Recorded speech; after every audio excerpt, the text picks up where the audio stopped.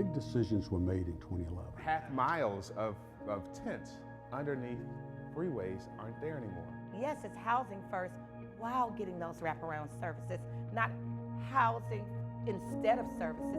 You can't just ignore them. We didn't just scatter these people into the woods. They have been housed. This is the way home for Lauren Jemison.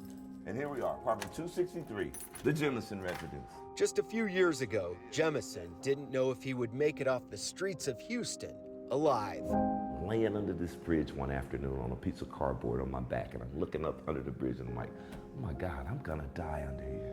Just then, things took a turn. A gentleman comes across the parking lot and he's got a tablet in his hand. And he walks over to me and he says, sir, have you applied for housing? And I told him, I said, yeah, I applied for it. She said, you should have been in housing. Come with me. Put the keys in my hand, and that started me from out under the bridge to having some type of solid permanent residency. I like to refurbish furniture. I don't like to throw it away. Tammy Dempsey also found her way home and has a similar story of survival. I don't think you can stay on these streets and be alive. She now lives comfortably with her dog and cat in the Houston suburb of Conroe. Oh, I am blessed every day, and I want to be a blessing to anybody. I've never lived somewhere so long in my life. In 2011, Houston wasn't any different than most other major American cities. The Housing and Urban Development team came in and said, Houston, you have a problem. And if you don't fix the problem, we're not going to give you any more federal funds. That set in motion one of the most ambitious housing initiatives ever attempted by a major U.S. city, which Houston called the Way Home. The strategy was simple: shut down encampments and get those people into immediate housing.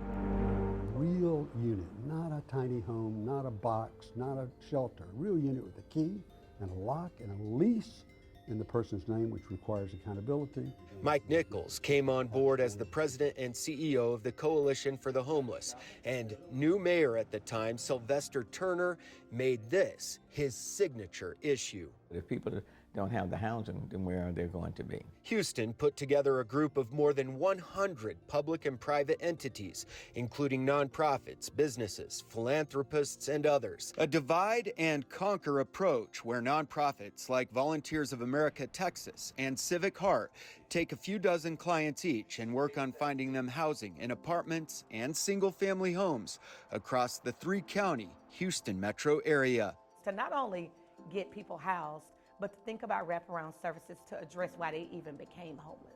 Give them a home to live. You provide them with the furniture and all the needs that they have. My staff physically move people in. We have a van.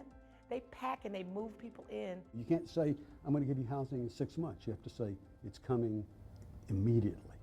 Because these people have been disappointed time and time again. New Denver Mayor Mike Johnston has visited Houston and calls Houston Mayor Sylvester Turner the Dean of Homelessness. Johnston is all in on the Housing First model, and so far, he's acting with the same kind of urgency Houston did back in 2011.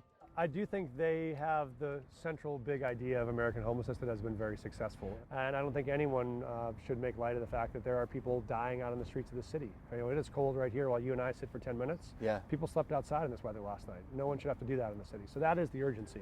There are, however, stark differences in Denver's approach. While Houston moves people into apartments and single-family homes throughout the city, like Lauren, who is here, and Tammy, who is up here, Mayor Johnston is buying and leasing hotels and putting up tiny home villages. These are our micro communities, our tiny home villages, our hotels.